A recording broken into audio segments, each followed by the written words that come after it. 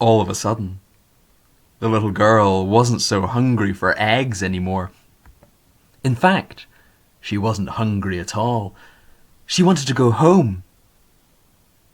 But she followed the tracks and trails and found herself not at all at home, but in a dark patch of woods.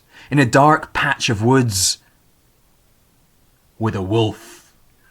Now, there are a great number of tales about cruel and hungry wolves, many of them unfair. But this wolf was cruel and hungry, and he liked to play with his food and his friends. My greedy friend, my, haven't you gobbled your fill? Before I guzzle you down, why don't we play some riddles? If you can answer them all, I'll let you go.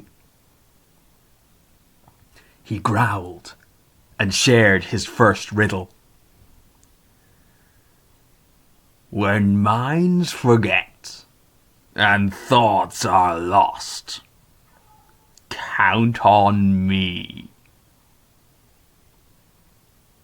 The little girl smiled because she remembered her friend, the earthworm, and she knew when minds forget and thoughts are lost, count on your fingers.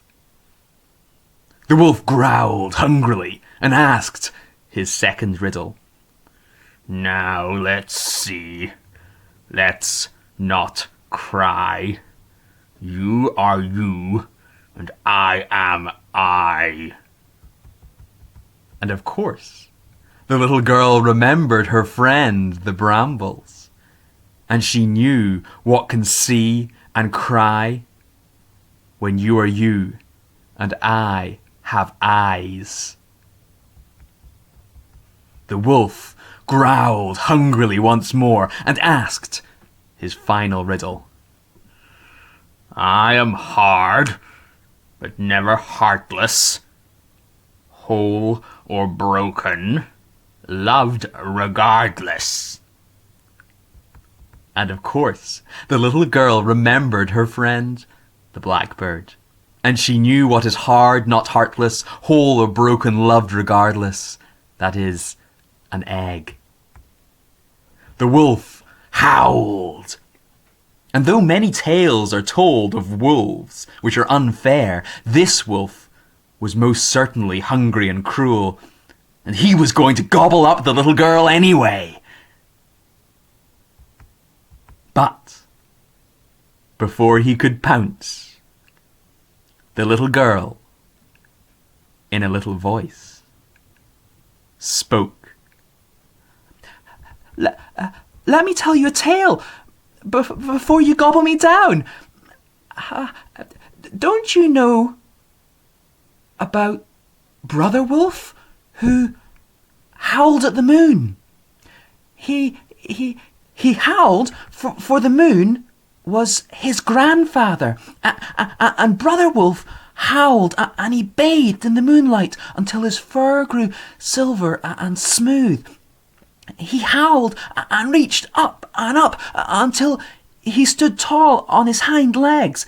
He howled and listened to Grandfather Moon whispering back until he learned the secrets of light in the darkness, the secret of fire.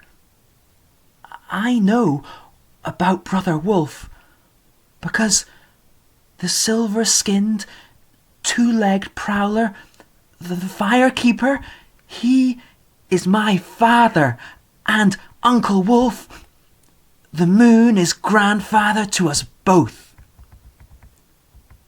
The wolf howled, for all of a sudden, he wasn't hungry for little girls anymore. And before he could change his mind, she ran by tracks and trails all the way home.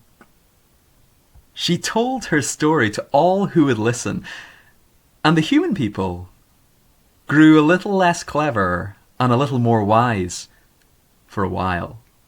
Until, of course, the story was forgotten, or worse, written down. But now you can tell this tale to a friend. For stories are what bind us to each other and to the world. This podcast has been brought to you by the incredible volunteers at the Gregson Centre, Lancaster. Community-led and community-owned, we are home to over 70 regular groups and a range of cultural and community events and celebrations.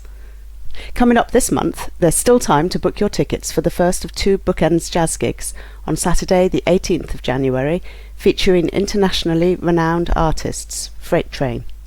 In this unique and exhilarating trio, the world of Irish folk meets jazz, mixed with Mose Allison blues.